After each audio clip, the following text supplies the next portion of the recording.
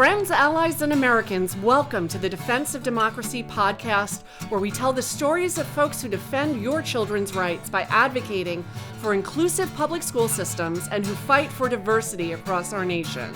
I'm your host, Karen Swoboda. Let's get into it. It is my pleasure to welcome Rebecca Trammel. Rebecca Trammel is the lead advocate at Community Conversations, and she is also in the process of launching the I Am Leandro campaign. Rebecca, welcome to the show. How are you doing today? Doing great. Thanks so much for the invitation, Karen. You're welcome. It's just such a pleasure to have you on. I have heard a lot about you. I've looked into a lot of the good work that you're doing out in North Carolina. So why don't we just start by you introducing yourself to the guests and tell a little bit about who you are. Well, I started Community Conversations in 2019 after one of my classmates went to Facebook to talk about a severe grievance. Her daughter was the only child in her class not to receive a gift from the teacher at the holiday party. And she went directly to Facebook to say, when your child is the only kid in the class not to get a Christmas gift from her teacher, hashtag only Black kid in the class. And I could hear just through this post the heartbreak. So I reached out to her. I hadn't talked to her since I graduated high school. And I was like, hey, tell me what's going on. And she gave me all of these details. And the story just got more and more heartbreaking. And I decided right then and there, this has to stop. I had already been going every month to the Board of Education meetings to talk about the redistricting and to talk about neighborhood schools and the apparent the desire to keep separate and unequal schools. I was already doing that. But then when this happened, I went to some of my friends who had just recently won. One of my friends who had recently won a seat on the Board of Education and said, we need your help. And with that, we started Community Conversations. And we went in with the intent to bring attention to the inequities in our schools, because this story ended with I want to hear more about that. Yeah. Do you mind going into a little detail? Because I did read about it in the press, but I was for those who don't know the story, I think would be great for you to share. Sure. So when Tori Bronner went to Facebook to share this story. How old was her child? What grade are we talking about? First grade. Grade. So this little girl goes up to her teacher and she said, Mrs. So-and-so, I'm being nice by not mentioning her name. Yeah. Do you have a present for me? Because she was so sure she would get one. And her name was just never called. Like, this teacher literally made gifts for her class with their names on them, called each child up one by one to receive a present from her. Oh my God. What was... Yeah. And I gotta ask why. I mean, why? Well, there's really no. Why is she giving the gift? But like, what could your excuse be? I mean, I know I'm interrupting your story, and you're just in the middle of telling that I'm as a mom, I'm just feeling this child in first grade, which is such a precious stage in your life, and you look up to your teachers and you love them, right? And so I'm sorry. Continue, please. I mean, it really is heartbreaking. It really is astounding. And there cannot be a logical reason for how you forget the only Black child in the class and never realize or recognize your apparent mistake. And it's incumbent upon a child to go to you with her mother present to say, do you have one for me? Oh. Because surely you haven't forgotten me. Right. And the teacher just acted like she, must have misplaced it, but it wasn't there. She didn't make one. And when she was asked about it later, after I'd called somebody on the Board of Education um, after that Board of Education member called the superintendent called the principal, and the principal calls the teacher. She was like, "Oh yeah, I did that, but I'm going to make it right tomorrow." Like, you don't get tomorrow. It's too late. Right. The Like, message has already been sent to the child and to her mother. absolutely. Get on the back of the bus. Your needs aren't as important. You aren't as important. You stand behind those white kids. Mm-hmm. She was one of the few Black children who went to an upper middle class white school. Oh my God. Because in New Hanover County schools, our schools are apparently segregated and have been so since they instituted neighborhood schools, because redlining is totally a thing here. Tell me explain redlining. Redlining is when it is a construct in our society that allows only certain people to obtain real estate in certain areas. It's the intentional segregation and the violation of people's right and agency to live where they want to based on race. And some of these things could be not showing property to some people, or not selling not lending property, money. not lending money. Yeah. Exactly. And so, and then prohibitive mortgage rates or interest rates, Yes. not lending, like you said. I highly recommend the book, The Color of Law. Okay. Where he goes into detail about that. But when it's how these systems work, so you have, and they try to appear so innocuous, like the teachers just so happen to forget, just like, we just want neighborhood schools so people can go to schools closest to them, to where they live. But then but you already know that where you live is completely predicated upon who you are and what you look like. So you are basically, it's all pieces that come together to create what I call a state of American apartheid. Yes. And so, and that is, yeah. Which I'll have to finish the story though. Can I? Okay, go ahead. No. Go. This story oh my goodness, this story so illustrates so many problems that exist in our society. But the people of New Hanover County came together the day after this happened. I made a call to action. I said, listen, guys, this little girl is going to remember this moment for the rest of her life, no matter what. But how she remembers it is up to us.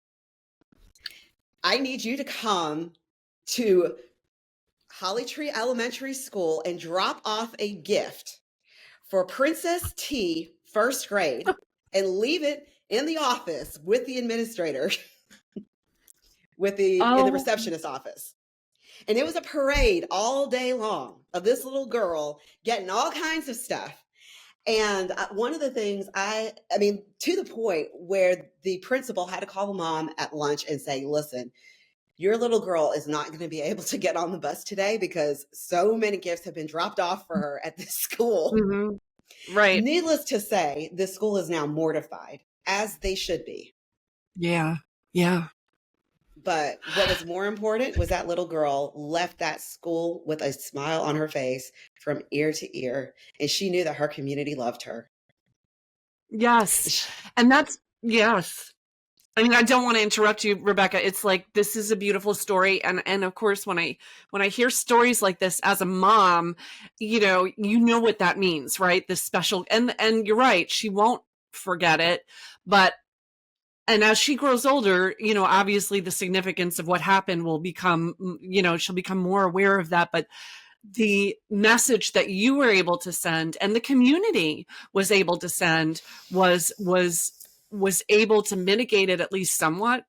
And I think it is important because as soon as you're saying this, I was like, well, where can I send my gift? Like you just, what a wonderful expression of love from the greater community in the face of something so heartbreaking. So I'm so glad that you were and I'm so grateful to the whole community to take care of that child like that. Me too. And the superintendent of the school at the time literally shook my hand at the Yeah. next Board of Education meeting. And he was apologetic, and he was absolutely grateful that the community stepped in. However, Yes. system stiffed them, and Yes. they did not want to honor that family with an audience with their board, or Mhm. the principal. Like, she just wanted to, Of when there's course. a breach in the community, we need to have a conversation. And because they refused to have that conversation after multiple invitations, we decided to have our own meeting on our Good. turf and our terms. Actually, it wasn't our turf. We Yeah. got permission from Williston Middle School, which was the historic Black school pre desegregation. They let us use their library to have the first 3 community conversations in which we addressed the systemic issues that underlie Yes. what we saw apparent in December when that little girl did not get a gift from her teacher. We knew that there were Yes. bigger fish to fry. We knew that, Mhm. that was emblematic of a greater problem. And we wanted to talk about the disparities in discretionary discipline. We wanted to talk about the reading rates. We wanted to talk about the opportunity gap, sometimes known as the Yep. achievement gap. And we wanted to address those issues. That was a conversation we wanted to have, but we had to have it in a different way than we originally had hoped. But we're not going to stop talking about this, because equity and Right. excellence in education is paramount to equity in our society and socioeconomic parity. Mhm. Yes. Yes. And that is a heavy lift, but somebody's got to lift it up. And the school systems right now are facing, certainly the greatest threat I've seen in my lifetime. Um, so having advocates, I have this, I'm personally, because I watch from a national standpoint of what's going on throughout the country. Um, you know, there is no time to be a silent ally anymore. Okay. The people who have privilege, it's not good enough anymore to just hope it'll go away because it's wrong, right? You've got to actually take action and step up and have these conversations and join in the groups that are fighting back and representing our children, because ultimately the public school being the backbone of democracy, this is where you learn about it. This is where you learn how to critically think. Once that's shattered, we lose everything. That we lose hope is really what we lose. Thank you for And sharing that's that not going to story. happen. Well, We tell me can't about let that that. happen. Yeah. Oh, but thank you. Thank you. We cannot lose hope. I've had some wonderful conversations on the podcast recently, and I find that it's coming back to the theme of hope. Is such a recurring conversation, and in particular with the leaders within the Black community is where I'm seeing that theme of hope. I'm corrected constantly, like, we're not losing hope. We are fighters. We're going to take care of this. So I need to hear that, because sometimes I feel hopeless, right? And I'm sure that my listeners sometimes feel hopeless. So reminding each other that there is power in numbers, and that giving one person stands up gives the courage for 10 other people to stand up. So, we have to keep that in mind, that it's not hopeless. The second we lose hope, you're basically just laying down. So thank you, Rebecca, again, for kind of re-illustrating that message today for me. Well, I mean, I have to be honest too. There are times I get tired. And there's Yeah. times that I can lose perspective, because let's face it, this is painful. Like, to Yes. watch children be used as pawns in this political game, to have their constitutional rights, in the case of North Carolina, where it actually is a constitutional right for every child to have access to a sound basic education, to watch Yes. children suffer is a moral outrage. It is institutional betrayal. It is, I like it is, institutional yes, betrayal. it is. It is. Tell me It about, is moral tell, injury.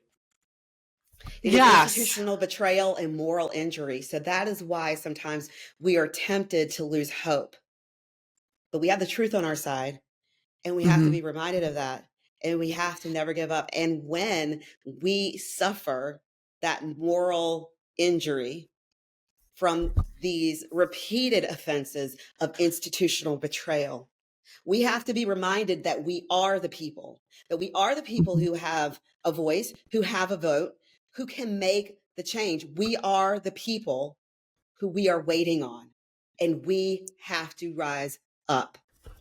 We have to Yes. speak up, and we have to vote. And not only do we have to vote, some of us have to run for office, Yes. and some of us have Boom. to invest in people who will invest in fighters. If you are not the person who Ooh. is a person with a microphone or a megaphone, but you have a checkbook, support the people Yes.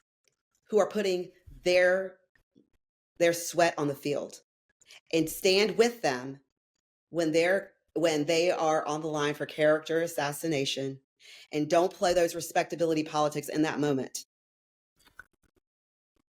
That's when it matters.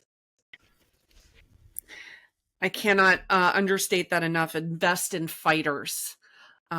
This is, you don't, right. There are people who are going to get up and they're going to be loud and they're going to speak out, and there are people who can't do that. But if you've got the money to support those people, that will make a huge difference as well.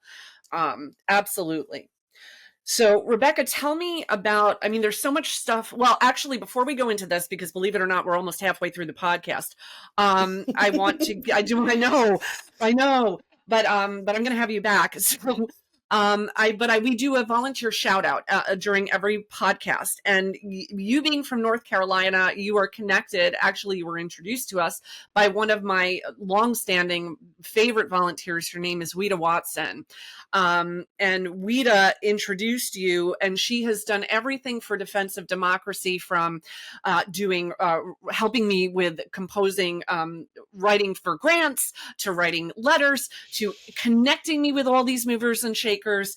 Weta is tireless. She's not just helping Defense of Democracy; she helps several other organizations. One of them was yours.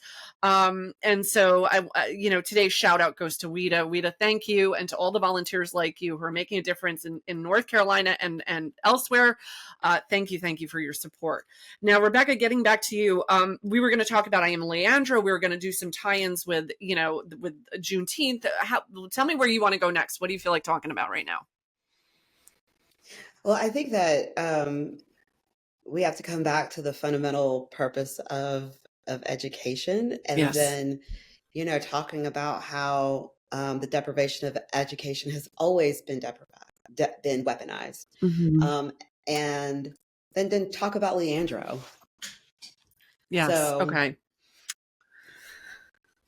I often say, because there's this, because what has been happening in this attack on public schools, where you have people demanding, quote, parents' rights, but we all know that they're talking about the white, straight Christian parents, right? Their kids.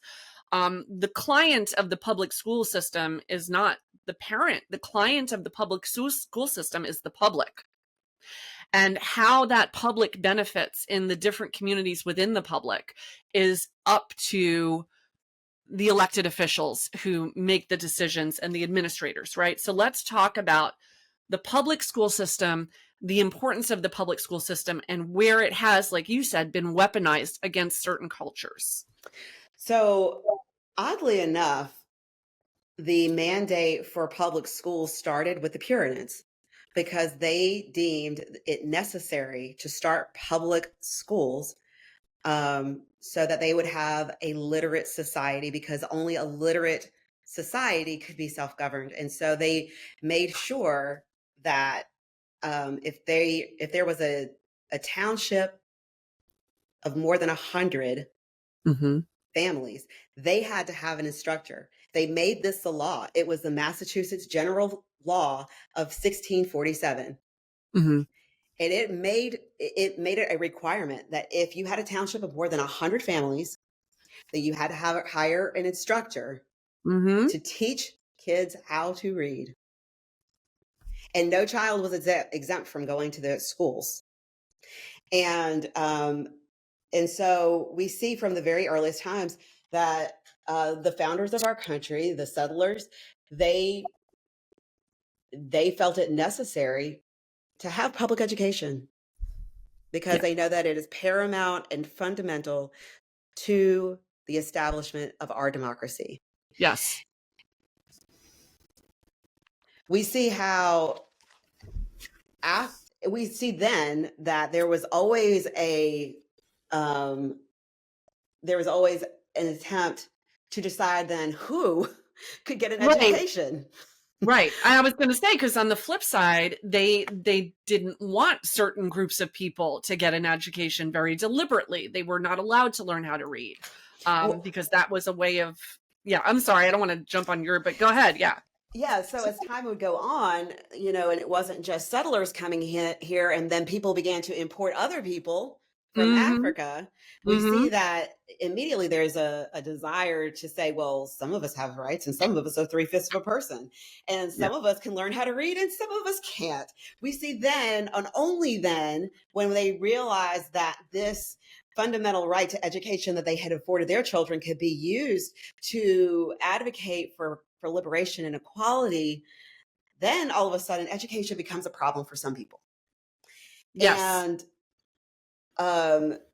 in fact, slave owners saw literacy as a threat to the institution of slavery and their financial investment in it. As a North Carolina statute stated, teaching slaves to read and write tends to excite dissatisfaction in their minds and to produce insurrection and rebellion. So we see especially after the Nat Turner Rebellion, we see specific legal prohibitions from teaching enslaved people how to read. We see Frederick Douglass making very strong statements about education. The more I read, the more I was led to abhor and detest my enslavers. I could regard them in no other light than a band of successful robbers who had left their homes and gone to Africa and stolen us from our homes and in a strange land reduced us to slavery. Once you learn to read, you will be forever free. Wow. Knowledge makes a man unfit to be a slave. So he was absolutely right. He was absolutely right. Yeah. Once you learn to read, you will be forever free. Because education is the great equalizer. It is the instrument by which we attain socioeconomic equality and parity. And we have to, at that point, see eye to eye because we have the equal access to the knowledge and education to attain the American dream. Yes. And some people are content with some other people living a nightmare because they see it as their only chance of having what they want. And it's not true. It is not true that some people have to be deprived of resources and education for other people to flourish. I would dare to say it is in fact the opposite. I've heard it said it's not a pie, right? Equality. You can give someone equality without taking away from someone else. Absolutely. What if we were all equally empowered to be self-sufficient and to be our best, to have agency? Yes. Because we hold these truths to be self-evident that all men are created equal and endowed by our Creator with certain unalienable rights of life, liberty, and the pursuit of happiness. Is it true or is it not? And if it is true, that agency is predicated upon education in this country. One man said it very well. He Yeah. said, "There is one sin that slavery committed against me that I can never forgive. It robbed me of my education. The injury is irreparable." Wow. These are the words of James Peddington, a formerly enslaved man and Yale University's first Black student. Ugh.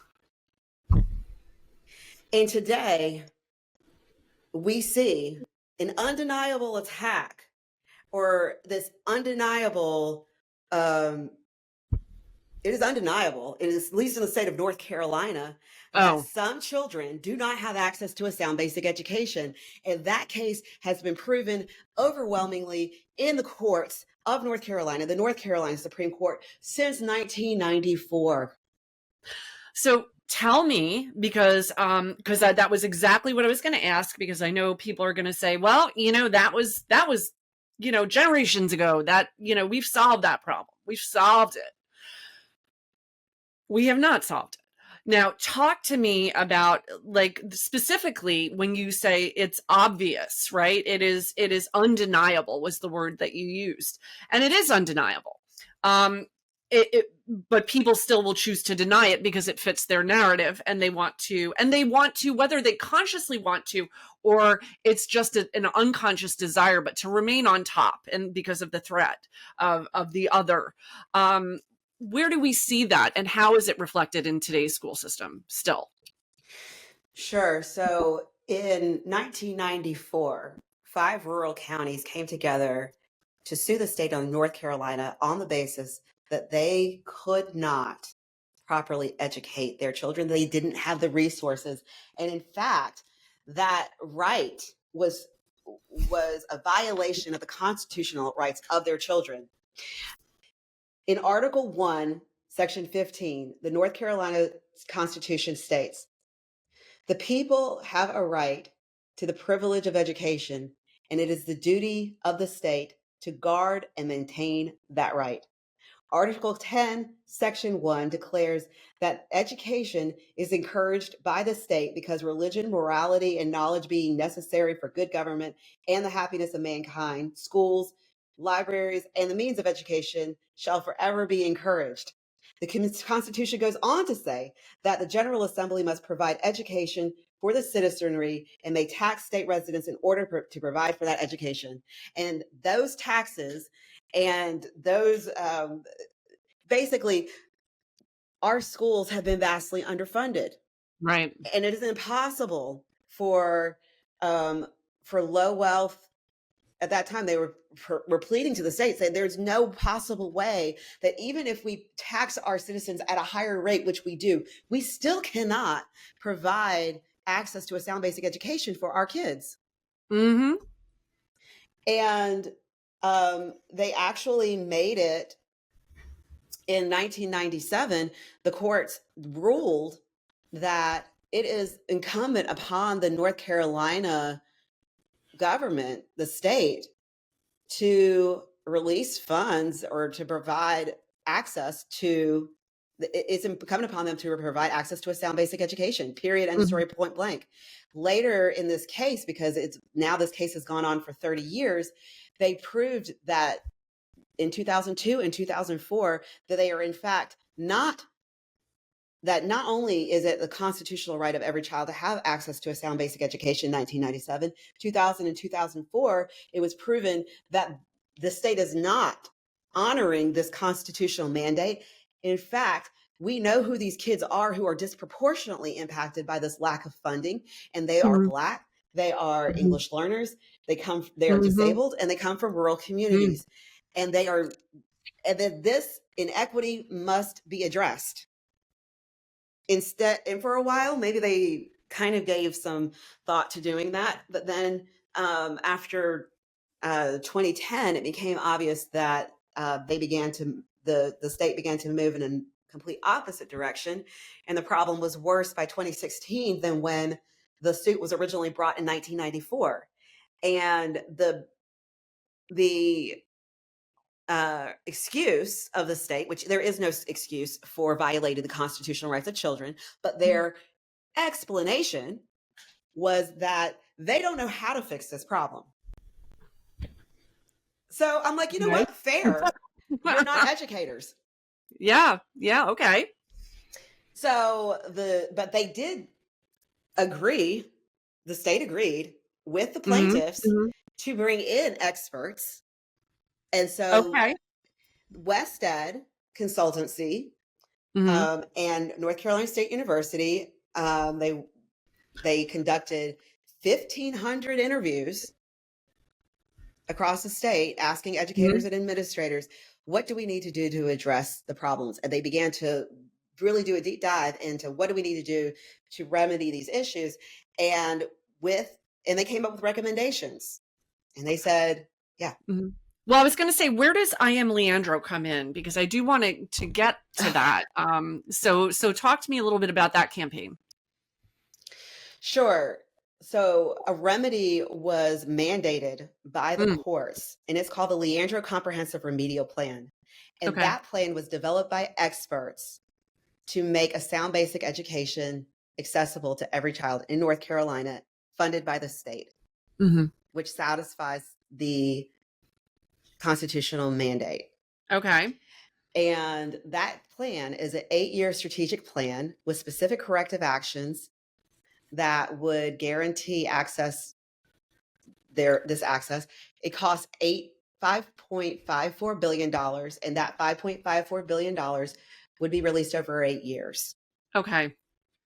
So has that been enacted yet, or what part in the process are we in?